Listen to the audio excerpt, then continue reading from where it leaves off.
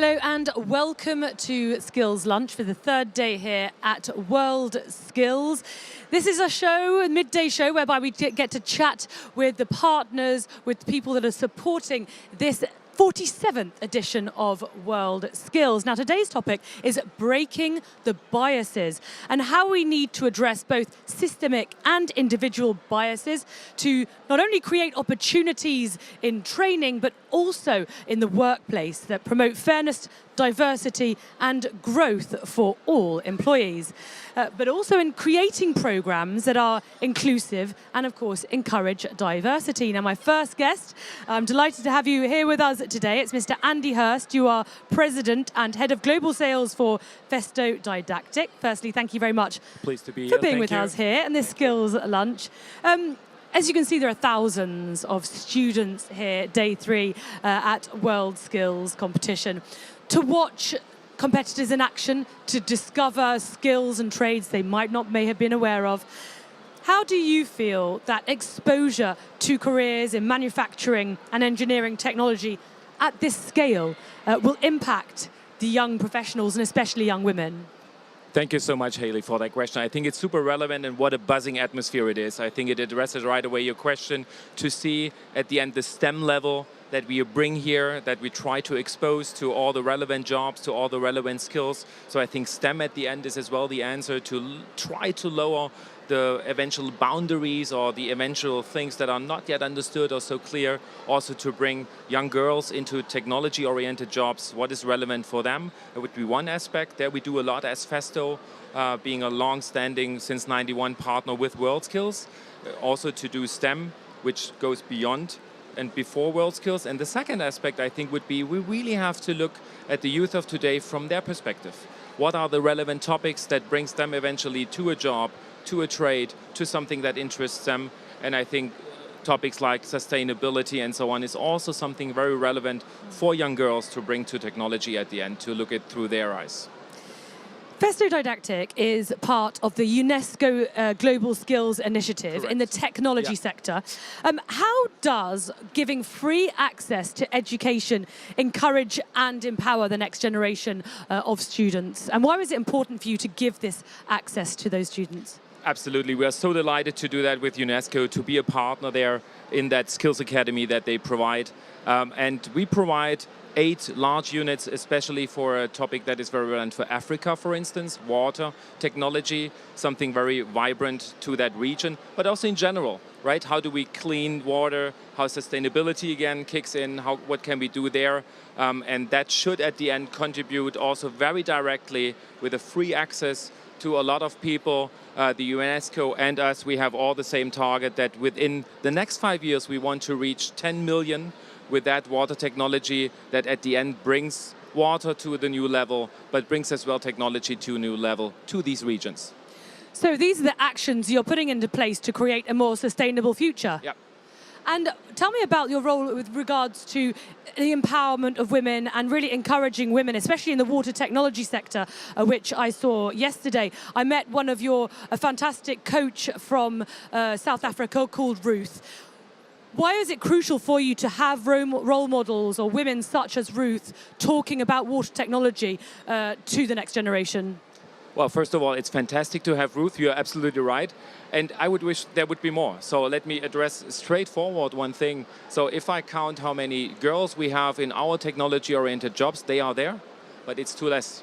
And that's, I think, goes back to your first question that you had initially. And that's what we, I think, also need to integrate into very technical-oriented curricular questions to these viewpoints at the youth of today. What do they want to see in that? And that brings at the end girls into that. So when we break that down, let me make you 2 examples, for instance, to classical jobs, mechatronics or an electrician. How does that contribute to a topic like sustainability nowadays? So that's a long-standing job already. But we need to figure out how, and we need to answer, how, for instance, energy efficiency in a classical automation-oriented job does contribute to make our planet at the end more green, more blue, if you want to say so. And the second dimension is to really think about, and this is also a fantastic forum here, where we are also exploring together with the experts, but also together with other exquisite partners that we have here, what are new curriculums, what are new jobs that eventually will unveil. So we are right now looking very much into biologization topics, where we are convinced that they will make our world more tick in 5, 10, and 15 years from now. And also here we have to scale this up, we have to address sustainability, and this of course goes without speaking. We have to bring also young women there, that at the end I think goes without saying. A quarter of the competitors in the water technology sector are women. Do you see that increasing over the next few years? Absolutely, number one, but I think we need to be even more intentional about that. But again, that is, of course, answers that we need to provide, and that's eventually not necessarily the answers from you, not necessarily the answers that I would necessarily think about firsthand, but it's their perspective. So we need to listen to them, and I think then we need to do a better job integrating that and trying to articulate better. And then I'm very convinced that we will come to a normal share, how it should be, also in hardcore technology-oriented technician jobs. But seeing that is definitely a start, and it's fantastic. Thank you very much for coming here and chatting to me today, Andy. Thank you so much, Haley. Thank you. Thank you. So we're going to move on now to our next guest, who is Melizia Dunn, Executive Director of the PBG Foundation and Corporate Global Social Responsibility.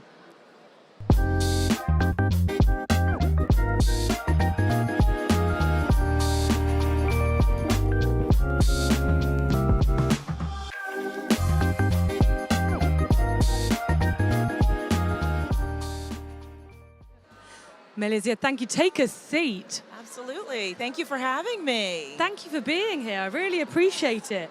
So what are your first impressions of WorldSkills? I know it's your first time here, but you've been very invested over the past few years. Yes. What's it like to finally be here and in amongst it all? I got to tell you, it's better than I ever thought it was and what I've heard about. So certainly we've been supporting WorldSkills for a number of years, particularly our group here in France. But to be here and to be on the ground and watch all of this action, it's pretty incredible. To see these students, the energy, the excitement, the focus, the intentionality, it's really incredible. I think you said it all there. You've perfect description. What would you say is some of the common misconceptions or biases about technical and vocational training and education that still exist today? Sure. And how can we work towards breaking those? Sure. I think the first thing is people see technical skills, trade skills as more of a fallback option still. Unfortunately, oftentimes you see it as a backup for students who may not necessarily be academically inclined in some ways, and that couldn't be farther from the truth. I mean, when you walk around this convention floor and you see the skills that are on display here, it's really incredible. It takes an incredible amount of skills, training, education to get to the level that these students are at. And I think for the misconceptions, it's about really understanding what's involved here and helping students, their parents, and their families also overcome those biases. I spoke with an Olympic gold medalist yesterday whose daughter's competing in patisserie. And he said it takes 10,000 hours to become an Olympic champion. He said to take part here, he said, I think it takes a hell of a lot more hours. And I thought that was very, very interesting and very pertinent because it really reflects how much time and dedication is put in to each of these sectors, each one of these creations that these young skilled professionals are working on. So how can we go about promoting gender equality in these careers, ensuring that women and girls have access to equal career opportunities? Sure. It is all about equality. It is absolutely about making sure that, I think first of all, making sure that women are helping to promote their skills to the next generation, to young girls. So role models, be the mentors. If a girl can see it, she can believe it, and then she'd want to perhaps be that. So I think it's really about being role models, being mentors to these young girls. We do a lot of that through our PPG Foundation and all of our global community engagement work. A lot of our employees will get very much involved in local programs in communities, whether it's in Brazil, where we have a Girls in Tech program, whether it's here in France, where we have a El Bouget program. In the US, we have Girls Inc. All of these programs we are specifically investing in because it allows women to get further involved in helping to support young girls, whether it's through mentoring, hands-on programming. All of these things help to stem the bias, if you will, and help girls to really see the opportunities in front of them. And what about programs for being more inclusive for people with disabilities, for example, ensuring that everyone has access to skill building opportunities? Absolutely. Equally as important as well to making sure that we are including folks with different abilities, right? So making sure that they also can do the same type of job, whatever that job may be. So providing the access opportunities for folks with different abilities is incredibly important. Again, I'll take us as an example and some of the programming that we do. We have a link system that helps with our automotive refinish and color technology, where it helps to mix the paint. And maybe if you have different abilities, that might be a more difficult challenge. But this particular system and technology allows for that process to happen a lot easier. So I think creating innovation in technology to help folks with different abilities be able to address some of the skills that they need to be more successful in these careers. All of this investment and implementing these new programs, are you starting to see results? Absolutely, absolutely. I think what we're seeing is more people are, well, we see it here, right? More people, more young people are getting interested in the skills trade. They're getting interested in these types of opportunities. One thing I think they see is there's huge earning potential. I think they can see the opportunity. Again, if I don't want to go to a traditional university, I can still earn a living wage and comfortably take care of myself and my family through these types of careers. What I find interesting here is that there's a lot of support from very big international multi-corporate companies, but also, you know, head fashion houses. There's so much investment. A lot of people are realizing the potential and the importance of investing in these, you know, more than 65 skills that are present here. And I think that's what's also providing a shift as well in the mentality of people. Is this something you're seeing? Absolutely, absolutely. Excuse me. Absolutely. We're seeing it here as well. And it's important to have that representation. Yeah. So thank you very much for coming and talking to me, Melizia. Thank you so much. It's great to hear your insights. Thank you. Thank you. So now we have a next guest coming from Renault Trucks France.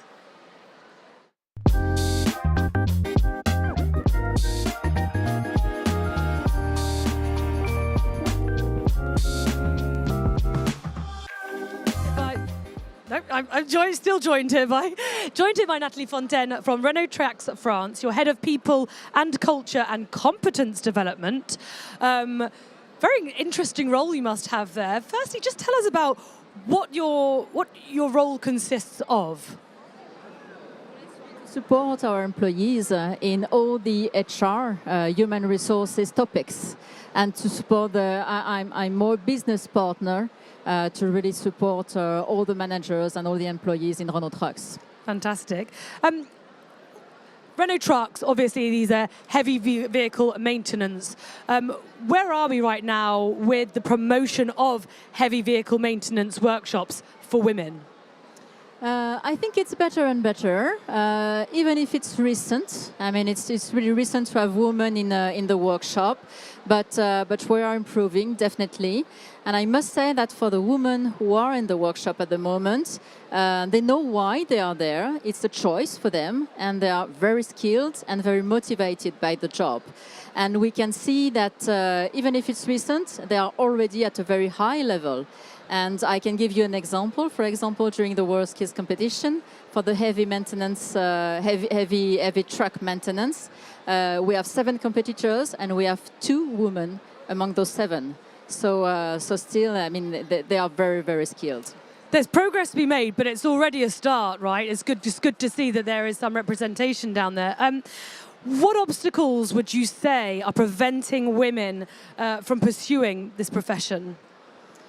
I think the main obstacle is still biases. I still hear people saying that we cannot have women in the workshop. So there are still a lot of deny around this topic and a lot of biases, of course, but we are at the beginning of the journey, I would say. And the second topic, there is also a question about the physical strength. We still think that women do not have the same physical strength as men. Of course, it's a bit true. It's a reality that in general, women do not have the same physical strength. But we have also some men who are very tiny and who do not have such a high physical strength. So I think it's not a question of men or women.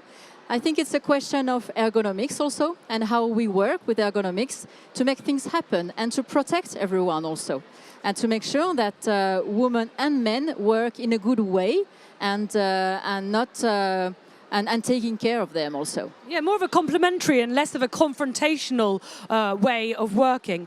But would you say, or what would you say are the advantages of having women working in your industry? Well, first of all, we miss a lot of competencies in the workshop, definitely. And if we do not talk to women, we miss half of the population. So it's a bit silly not to talk to women and not having them in the workshop. So it's the first point. And then I think the advantages are really several. I think it's a way to develop solidarity in the workshop, because of course there are some limits, but everybody has limits, and it's a way for them to get support from their colleagues and to develop this solidarity. We'll see also in the workshop that there are less tension when we have women. I mean, in the team, but also with the customers. It's not the same. I mean, when we have only male, it's a bit, tense and it's not the same atmosphere. So I think there's an improvement in terms of atmosphere.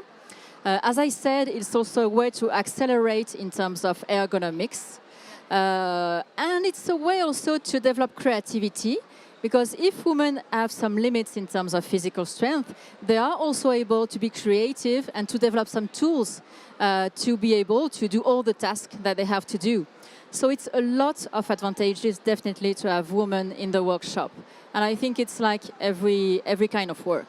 Some very interesting points that you brought up there, and very interesting observations that it is all about adaptability as well, and us all adapting to our different strengths, rather than just seeing the negative side to it or whatever, and balancing the workforce as well. Yeah, definitely. And what I can see also is that they express themselves. Yeah. I mean, when they need support, they just say that they need support.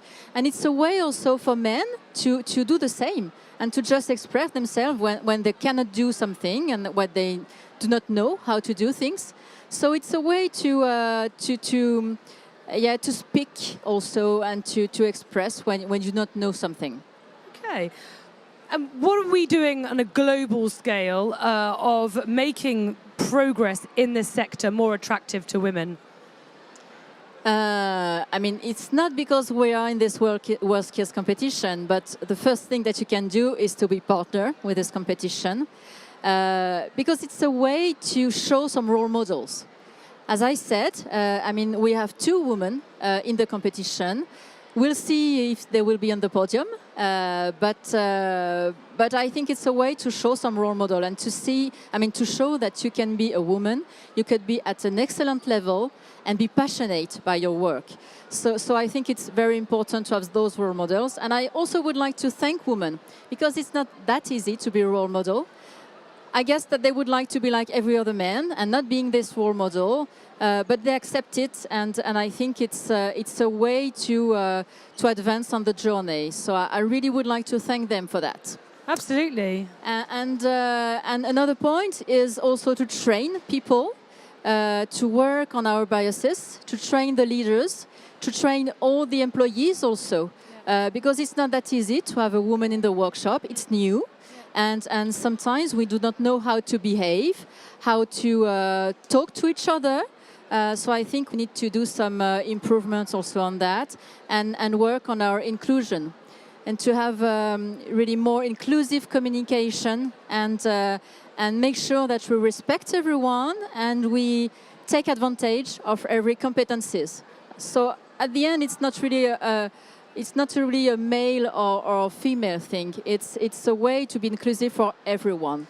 And the employers have a responsibility in educating their employees, giving education about systemic and individual biases, and really about completely addressing them and becoming unbiased, because there are so many opportunities out there if we just kind of put our differences aside and really just create opportunities and workplace that promote both fairness, diversity and of course growth for all employees. So thank you very much, Natalie, for coming and talking to me here on Skills Lunch today. Thank you for having me. Thank you. Well, Bye. That's the end of this Skills Lunch. Thank you for watching. And we will be back at 5:30, sorry, for 5:20, sorry, my bad, Central European time, for After Skills that will be concluding the third day of WorldSkills here in Lyon. See you then.